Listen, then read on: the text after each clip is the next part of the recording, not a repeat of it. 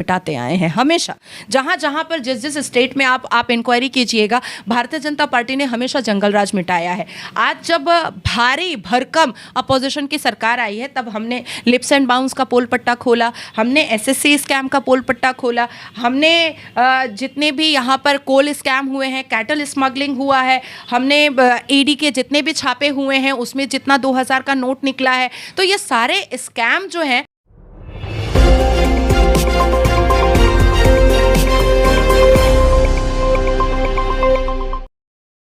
को मिलता है। आवेग में आके बहुत पार्टी के नेता बहुत गलत गलत भाषा का उपयोग करते हैं, उन लोगों पे इन्हें से क्यों नहीं लगता है?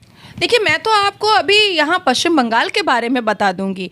देखिए, कस्बा कॉन्स्टिट्यूएंसी में बहुत सारे आप अपने बूम को लेकर के जा भी सकते हैं, अपने कैमरा को लेकर के जा भी सकते हैं। खालपाड़ा, मजदूर पाड़ा, कस्बा कॉन्स्टिट्यूएंसी में एक ऐसे झोपड़पट्टी का इलाका है जहाँ पर 50-60 से ऊपर, मैं ये कह सकती हूँ कि 5000 से ऊपर झोपड़पट्टियाँ हैं, ठीक है। और ये कहाँ पर है? ये एकदम आपका मैरियट JW मैरियट होटल है, आपका जो एक नया टावर बना है बहुत बड़ा एटमॉस्फेयर, वहाँ पर है, वहीं पर ITC है, और वहाँ पर 5000 झोपड़पट्टियाँ हैं, जिसका जो खालपाड़ा और मजदूरपाड़ा जैसी जगह पर कस्बा कॉन्स्टिट्यूएंसी में, जिसका कोई परफेक्ट और एक्यूरेट प्रेमाइसेस एड्रेस भी नहीं है। पर जब आप उसमें इंक्वायरी कीजिएगा तो आप देखिएगा कि सबके पास वोटर ID कार्ड है, जिसमें मेरे पास RTI से इंक्वायरी आया है कि वहाँ के काउंसलर और MLA ने अपने लेटर हेड पर दे करके वहाँ के लोगों को वोटर ID कार्ड बना करके दिया है। आपने अपना आधार कार्ड और वोटर ID कार्ड अपने फादर के वोटर ID कार्ड को दिखा करके, अपने स्कूल के सर्टिफिकेट को दिखा करके, मैंने अपने बर्थ सर्टिफिकेट को दिखा करके अपना वोटर ID कार्ड बनाया है और अपना आधार कार्ड बनाया है अपने स्कूल की डिग्री को दिखा करके। लेकिन यहाँ पर लोग जो है खालपाड़ा और मजदूरपाड़ा में, कस्बा कॉन्स्टिट्यूएंसी में, यहाँ पर लोग काउंसलर और MLA के लेटर हेड पर वोटर ID कार्ड बना रहे हैं। मैं जानना चाहती हूँ कि ये लोग कौन हैं, ये लोग कहाँ से आए हैं, ये लोग क्या नेशनल सिक्योरिटी के लिए डेंजर हैं? क्योंकि इनके ये किसी नेता, मुसलमान नेता जिसका टच शायद पाकिस्तान और लाहौर से है, जो कभी भी अपने दादा और परदादा के बारे में बताना नहीं चाहता है, तो ऐसे लोगों पर अगर NSA लगाया जाए, ऐसे लोगों पर अगर NIA जैसी एजेंसी बैठ करके करके इन्वेस्टिगेट करे, तो मुझे लगता है कि दूध का दूध पानी का पानी हो जाएगा।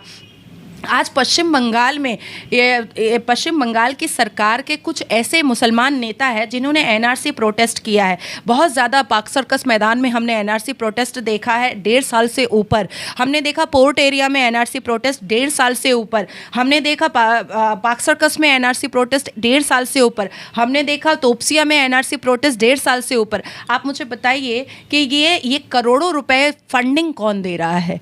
क्या पश्चिम बंगाल सरकार दे रही है? और अगर पश्चिम बंगाल सरकार दे रही है तो जनता का पैसा आपको किसने बोला एक यूजलेस जगह पर आप उसको इन्वेस्ट कीजिएगा? आज DA आंदोलनकारी यहाँ पर बैठे हुए हैं, SSC स्कैम को लेकर के बैठे हुए हैं, शारदा नारदा चिट फंड में लाखों लोगों ने अपनी जानें गंवा दी है। ऐसे लोग हैं जिनके सर पर छत नहीं है, जिनके पेट में भात और रोटी नहीं है, बदन पे कपड़ा नहीं है। यहाँ पर बलात्कार होता है, उसको न्याय नहीं मिलता है पश्चिम बंगाल में। यहाँ पर मुसलमान बलात्कार करता है तो हमारी CM कह देती हैं कि सजा हुआ घटना है। यहाँ पर मेंबर ऑफ पार्लियामेंट कह देती हैं मुसलमान बलात्कारी के लिए कि नहीं, लड़की ही पैसा के लिए उसने FIR कर दिया है। तो इतनी घिनौनी हरकतें जो यहाँ के मुसलमान नेता मंत्री से लेकर के यहाँ पर मुसलमान जो नेता मंत्रियों के छत्र छाया में रहते हैं, उनके ऊपर NSA लगना चाहिए, उनके ऊपर NIA एजेंसी की उनके ऊपर वेरिफिकेशन होनी चाहिए। मैं आपसे आग्रह करूँगी, रिक्वेस्ट करूँगी कि आपको अगर मेरी बात पर विश्वास नहीं है तो आप ज़रूर खालपाड़ा और मजदूरपाड़ा जाइए। अगर आपको एक भी बंदे से आपको उसका बर्थ सर्टिफिकेट मिल जाता है, आपको उसके पूरे ख़ानदान का आपको शिजरा मिल जाता है, तो मैं कहती हूँ कि मेरे ऊपर कोई भी लीगल एक्शन कोई भी कर सकता है। मैं जिस कॉन्स्टिट्यूएंसी के बारे में बात कर रही हूँ, पर मैं दावे से कह रही हूँ कि वहाँ पर 50,000 से ऊपर वोटर्स जो है वो MLA और काउंसलर के लेटर हेड पर अपना वोटर ID कार्ड बनाए हैं। इनको कहा जाता है कि ये लोग नेशनल सिक्योरिटी के लिए खतरा है। इन पे क्यों नहीं लगते हैं? इन पे भी तो लगना चाहिए। सरकार इन पे लगाना नहीं चाहती है, तब सरकार के संरक्षण में लोग काम कर रहे हैं। नहीं, देखिए, कोई भी तो यहाँ देखिए, जब तक यहाँ पर पश्चिम बंगाल में कांग्रेस की सरकार थी तब तक क्या था, 42 अपोजिशन कांग्रेस और लेफ्ट फ्रंट की सरकार थी और विधानसभा के अंदर 42 एमएलए को लेकर के भी आज तक कभी भी आपने नहीं सुना होगा 2011 से लेकर के 2020 तक में कि कोई ऐसी स्कैम या कोई ऐसी चीज़ें सामने आ रही हैं। लेकिन जब से भारतीय जनता पार्टी अपोजिशन की सरकार आई है, हम हमेशा जंगल राज मिटाते आए हैं। हमेशा जहाँ जहाँ पर जिस जिस स्टेट में आप इंक्वायरी कीजिएगा, भारतीय जनता पार्टी ने हमेशा जंगल राज मिटाया है। आज जब भारी भरकम अपोजिशन की सरकार आई है, तब हमने लिप्स एंड बाउंस का पोल पट्टा खोला, हमने एसएससी स्कैम का पोल पट्टा खोला, हमने जितने भी यहाँ पर कोल स्कैम हुए हैं, कैटल स्मगलिंग हुआ है, हमने ईडी के जितने भी छापे हुए हैं उसमें जितना 2000 का नोट निकला है, तो ये सारे स्कैम जो हैं वो हमारे आवाज़ उठाने से खुला है। और अब मैं अपनी जनता से, मैं अपने हिंदू भाइयों से और जो मुसलमान वाकई में अपने राष्ट्र से बहुत मोहब्बत करते हैं, उनसे मैं प्रॉमिस करती हूँ कि ये इस स्कैम को भी खोलना बहुत ज़रूरी है। लेकिन होता क्या है ना कि एक मुस्लिम कम्युनिटी से आते वक्त क्या होता है कि मैं मुस्लिम कम्युनिटी से आ रही हूँ, हर रोज़ 10,000 गालियाँ और हर रोज़ 10,000 डिफेम वाली जो गंदी गंदी अब्यूजिव और फिल्दली गालियाँ मुझे मिल रही हैं, मुझे धमकियाँ मिल रही हैं, मुझे रेप की धमकियाँ मिल रही हैं, मुझे वॉइस रिकॉर्डिंग में भेजा जा रहा है, गंदी गंदी गालियाँ, मेरी माँ को गालियाँ दी जा रही हैं जो शायद मैं अपने ज़ुबान से बोल भी नहीं सकती हूँ, और ये सारी गालियाँ मुझे तोपसी और कस्बा से आ रही हैं, वहाँ के मुसलमान मुझे दे रहे हैं।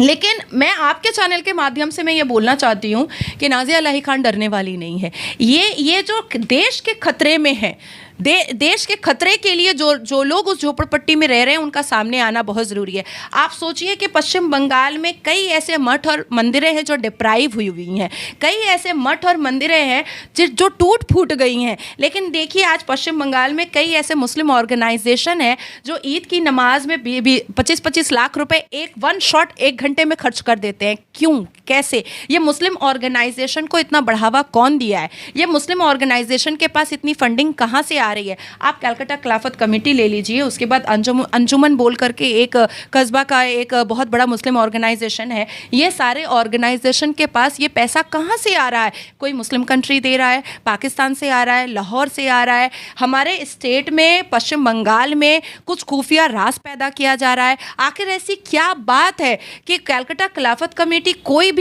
भी अवेयरनेस या कोई भी सोसाइटी के बेटरमेंट के लिए कोई प्रोग्राम नहीं करती है, लेकिन ईद की नमाज का प्रोग्राम करके प्रोवोकेटिव स्पीच दिलवाती है, मंच बनाती है। नमाजी जो हैं, जो नमाज पढ़ते हैं, वो नीचे ज़मीन पर खड़े रहते हैं और पुलिस और सीएम जो है और नेता मंत्री जो है वो चप्पल और जूता पहन करके मंच पे खड़े रहते हैं। दिस इज़ अनपार्डनेबल सिन ना, एज पर दी कुरान। तो इन मुस्लिम ऑर्गेनाइजेशन को कौन है जो फंडिंग कर रहा है, कौन है जो पैसा भेज रहा है? तो ये सारी चीज़ें जानकारी में आना बहुत ज़रूरी है। देखिए एक मिलीजुली सरकार थी, कांग्रेस जो है वो तृणमूल कांग्रेस का और लेफ्ट फ्रंट का 2.0 बी विंग था। वो हमेशा आप मेरी चोरी छुपाओ, हम आपकी चोरी छुपाएंगे।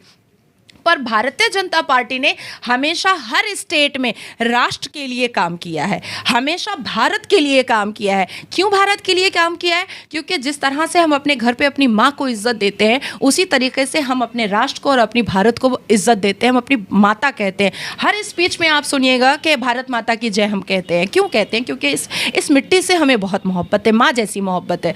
तो मैं नाज़िया इलाही खान, मैं चाहूँगी कि ये जितने भी एंटी नेशनल एक्टिविटीज़ जो हो रहे हैं और जितने भी मुस्लिम ऑर्गेनाइजेशन को प्रोवोकेशन दे रहा है, इनकी फंडिंग कहाँ से आ रही है? ये मुस्लिम नेता मंत्रियों के पास एकदम पैराशूट लगा करके इतनी लग्जेरियस लाइफ कहाँ से आ रही है? इतना प्रॉपर्टी और एसेट्स कहाँ से आ रहा है? इन सारी चीज़ों पर इंक्वायरी, मेरे 2 केसेस ऑलरेडी फाइल हो चुके हैं और 19 तारीख को NSA जो आपने अभी बात कहा है, NSA से रिलेटेड और NIA से रिलेटेड भी मैं एक सुप्रीम कोर्ट में फाइल करने वाली हूँ।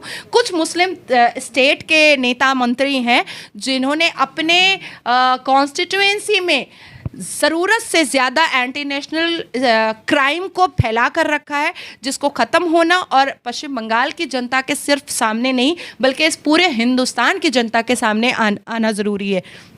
इस धरती पर, इस राष्ट्र पर, इस भारत पर, इस हिंदुस्तान पर औरंगज़ेब की औलादों को हम बर्दाश्त नहीं करेंगे।